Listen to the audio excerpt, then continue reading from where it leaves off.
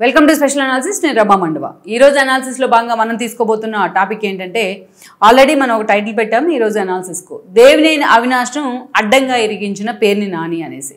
ఈరోజు చూసినట్లయితే అనేక రకాలుగా వంశీకి సంబంధించిన చర్చ అయితే హాట్ టాపిక్ అవుతుంది ఏపీ రాజకీయాల్లో.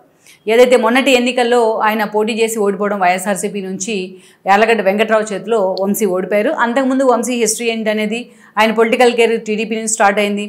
ఎన్టీఆర్ కారణంగానే ఆయనకి టీడీపీలో టికెట్ వచ్చిందనే విషయం కూడా అందరికీ తెలుసు. ఎంపీగా ఓడిపోయారు 9లో.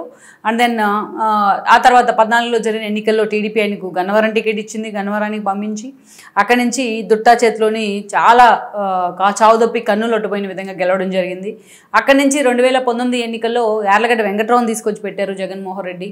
అయినా యార్లగడ్డ వెంకట్రావు కూడా ఆ రోజు వంశీ చేతిలో ఓడిపోయినారు. బట్ ఎప్పుడు కూడా అటు టీడీపీలో ఉన్న అదే స్థాయిలో ఆయన స్వపక్షంలో విపక్ష నేతగా పేరుండేది. జగన్మోహన్ రెడ్డిని బెజవాడ నడిబొడ్డున ఆలింగనం చేసుకునేంత వరకు ఆయన ఇష్యూస్ కూడా వెళ్ళాయి, సిపి రామాంజనేయులతో గొడవల దాకా. యాదృచ్ఛికంగా ఈరోజు వాళ్ళిద్దరూ ఒకే జైల్లో ఉన్నారు. అది యాదృచ్ఛికం అని అనుకోవాలి. దెన్ అక్కడి నుంచి చూసి అలాంటి వంశీకి మరోసారి చంద్రబాబు నాయుడు 2019లో టికెట్ ఇచ్చే ప్రయత్నం అయితే చేశారు. చేస్తే వంశీ ఆ రోజు యార్లగడ్డ వెంకటరావు చేతిలో చాలా స్వల్ప తేడాతో గెలిచి బయటకు వచ్చారు. బట్ అక్కడి నుంచి గెలిచిన వెంటనే నానితో పాటు వెళ్ళి వైఎస్ఆర్సీపీ జెండా కప్పుకున్నారు. నాని కంటే తాను 2 ఆకులు ఎక్కువే చదివానన్నట్టుగా వంశీ బిహేవ్ చేసేవాళ్ళు. ఎప్పుడు కూడా ఆయన మాట తీరు కానీ ఆయన యాటిట్యూడ్ కానీ ఎప్పుడు వార్తలో ఉంచుతూ వచ్చింది వంశీని. తన సొంత కాన్స్టిట్యుయెన్సీ అయిన గన్నవరం కంటే మిగతా అంశాల మీద మాత్రమే వంశీ ఎక్కువగా ఫోకస్ పెడుతూ వచ్చారు. ఆఖరికి ఆయన మాట తీరు ఎంత దాకా వెళ్ళింది అంటే, భువనేశ్వరి ఏదైతే ఆమె క్యారెక్టర్ని అసోసియేట్ చేయడం, అదేవిధంగా లోకేష్ పుట్టుకుని అవమానించడం కూడా చేశాడు ఆయన. చంద్రబాబు నాయుడు అసెంబ్లీ వేదికగా బయటకు వచ్చి కన్నీళ్ళు కూడా పెట్టుకునే పరిస్థితి అయితే ఉంది. అలా ఏదైతే వంశీ రెచ్చిపోయిన తీరు ఏదైతే ఉందో, ఆయన వెంట టీడీపీ నుంచి వచ్చిన క్యాడర్ కూడా ఆయన అంటే అసహించుకునే పరిస్థితి తెచ్చుకున్నారు ఆయన స్వయాన. సో అదే లోకేష్ తన గన్నవరం పాదయాత్రలో కూడా ఆ రోజు ప్రకటన చేయడం జరిగింది. చాలా కీలకంగా ఒక శబ్దం చేశారు ఆయన, ప్రకటన కాదు. తన తల్లిని అవమానించిన వాళ్ళు ఎవరిని కూడా వదిలిపెట్టినంటూ కూడా చాలా ఎమోషనల్గా మాట్లాడారు. అప్పటికే వంశీ కారణంగా సఫికేషన్ ఫీల్ అయిన యార్లగడ్డ టీడీపీలోకి వచ్చినారు. దెన్ ఆ పరిణామాలన్నీ మనకు తెలుసు. ఆయన టికెట్ ఇచ్చారు, ఆయన గెలిచారు. ఈ రోజున వంశీ ఓడిపోయారు. ఓడిన తర్వాత గన్నవరంలో పార్టీ ఆఫీస్ తగలబెట్టిన కేసులో ఈరోజు వంశీ జైల్లో ఉన్నారు. అంతేకాదు సత్యవర్ధన్ కిడ్నాప్ వ్యవహారంలో కూడా ఆయన థ్రెటన్ చేసిన కేసులో ఆయన వన్స్ జైలుకి వెళ్ళిన తర్వాత ఆయన మీద ఆల్మోస్ట్ 100కు పైగా క్రిమినల్ కేసులు ఉన్నాయి. లేటెస్ట్గా ఏదైతే ఇళ్ల పట్టాలకు సంబంధించిన కేసులో కూడా ఆయన విచారించబోతేనే ఆయన ఆ విచారణ కోసం ఆయన డిఫెన్స్లో పడ్డారు.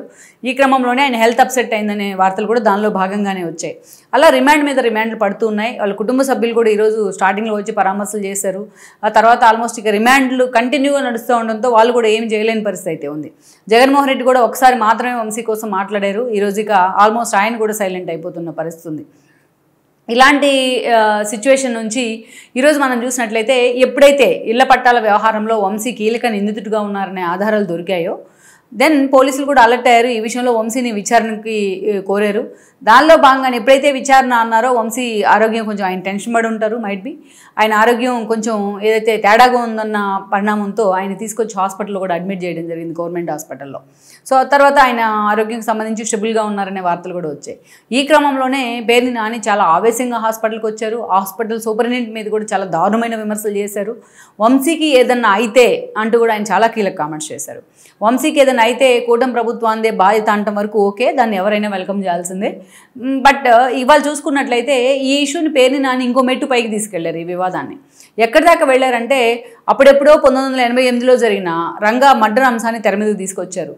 రంగా హత్య తర్వాత ఆ రోజు ఎన్టీఆర్ ప్రభుత్వం కూలిపోయింది. ఈ రోజు కూడా ఆల్మోస్ట్ ఏదైతే వంశీకి ఏదైనా అయితే కూటమి ప్రభుత్వం కూలిపోవడం ఖాయమంటూ కూడా శాపనార్థాలు పెట్టారు. ఈ ఇష్యూ తర్వాత వైఎస్ఆర్సీపీలోనే చాలా సీరియస్గా చర్చ జరిగింది. అసలు చాలామందికి అర్థం కాదు ఏంటంటే, ఇక్కడ అప్పుడెప్పుడో జరిగిన రంగా హత్యకు, అదేవిధంగా ఆ తర్వాత జరిగిన పరిణామాలకు కానీ, ఇప్పుడు వంశీ హాస్పిటల్లో అనారోగ్యం పాలైన దానికి, జైల్లో రిమాండ్లో ఉండి అనారోగ్యం పాలైన దానికి అసలు సంబంధం ఏంటో ఎవరికి అర్థం కాలేదు. వంశీకి ఏమైనా అయితే అని చెప్పడం ద్వారా వంశీకి నిజంగా ఏమైనా కావాలని వైఎస్ఆర్సీపీ కోరుకుంటుందా అన్న అనుమానాలు కూడా చాలా మందికి ఉన్నాయి. ఎందుకంటే వాళ్ళు ఎప్పుడు కూడా సెంటిమెంట్ కేంద్రంగా రాజకీయాలు చేసిన సందర్భాలు చాలా ఉన్నాయి. జగన్ డైరెక్షన్తోనే పేర్ని నాని ఇలా మాట్లాడారా అంటున్న వాళ్ళు కూడా లేకపోలేదు.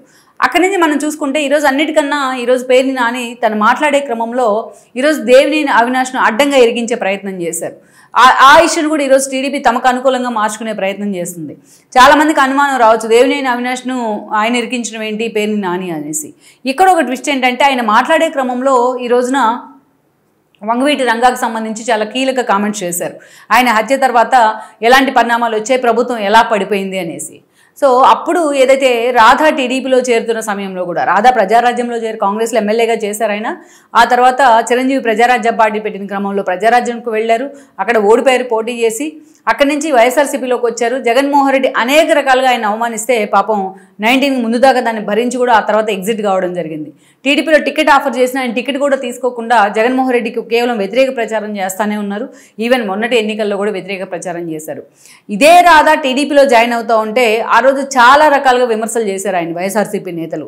ఆ రోజు రంగా హత్యకి కారణం టీడీపీ అయితే, రంగా హత్యకు కారణం చంద్రబాబు ఎన్టీఆర్ అయితే మీరు ఎలా చేరుతున్నారు ఆ పార్టీలో అంటూ కూడా రాధాని అనేక రకాలుగా హ్యూమిలేట్ చేసే ప్రయత్నం జరిగింది వైఎస్ఆర్సీపీ నుంచి.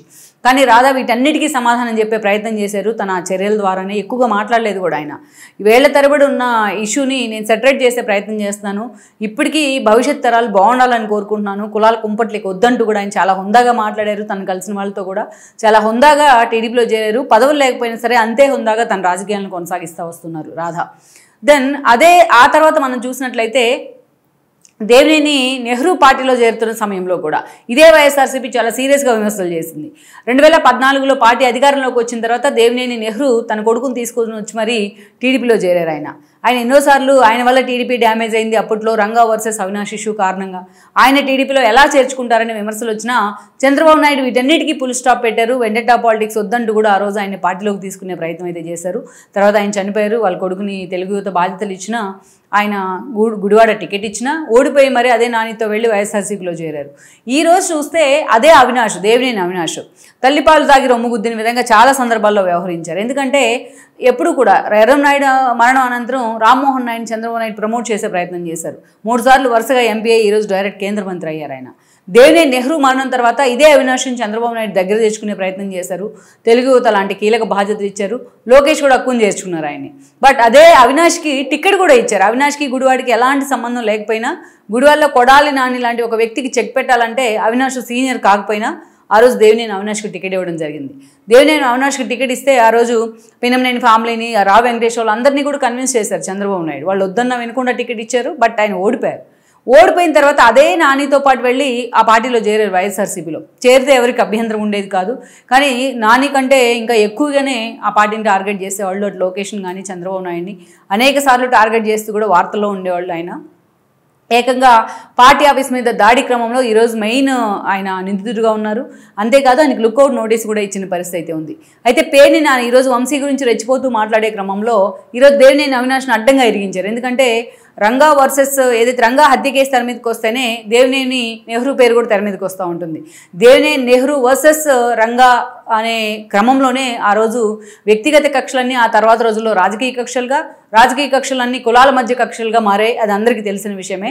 సో ఈరోజు ఎవరైనా సరే రంగా హత్య గురించి మాట్లాడితే వెంటనే దేవినేని నెహ్రూ పేరో దేవినేని కుటుంబం పేరో తెర మీదకి వస్తుంది. అలాంటి దేవినేని అవినాష్ ఈరోజు ఉంది వైఎస్ఆర్సీపీలోనే. అలాంటి దేవినేని నెహ్రూ వారసుడైన అవినాష్ని ఆ పార్టీలో పెట్టుకుని ఈరోజు దేవినేని రంగా మర్డర్ గురించి ఆ స్థాయిలో హైలైట్ చేయడానికి, దాన్ని తిప్పి తీసుకొచ్చి వంశీ కలపడానికి అసలు లింక్ ఏంటనేది చాలామందికి అర్థం కాని అంశంగా మారింది. ఈరోజు బుద్ధా వెంకన్న లాంటి వాళ్ళు క్వశ్చన్ వేశారు కూడా ఆల్రెడీ ఎవరికైతే పేరుని నానికి. రంగా హత్య కేసులో నిందితులు అన్న వాళ్ళు మరి ఈరోజు మీ పార్టీలో ఎందుకు ఉన్నారు అంటూ కూడా ఆయన మాట్లాడడం జరిగింది. సో అది ఈరోజు పేరుని నాని చాలా ఆవేశంతో మాట్లాడిన మాటలు దేవినేని అవినాష్ను హిట్ చేశాయి. ఆ పార్టీ కూడా బౌన్స్ బ్యాక్ అయిన పరిస్థితి అయితే కనిపిస్తోంది.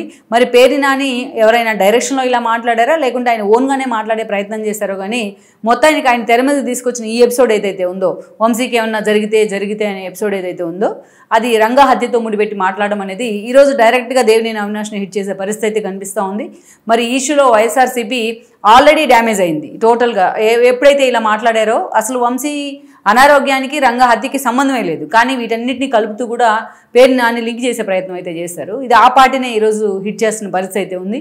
మొత్తానికైతే పేరుని నాని ఈ విషయంలో నెక్స్ట్ మూవ్ ఎలా తీసుకోబోతున్నారు అనేది మనం చూడాల్సి ఉంది. ఈ వీడియో మీకు నచ్చినట్లయితే please share, like and subscribe R24 Telugu.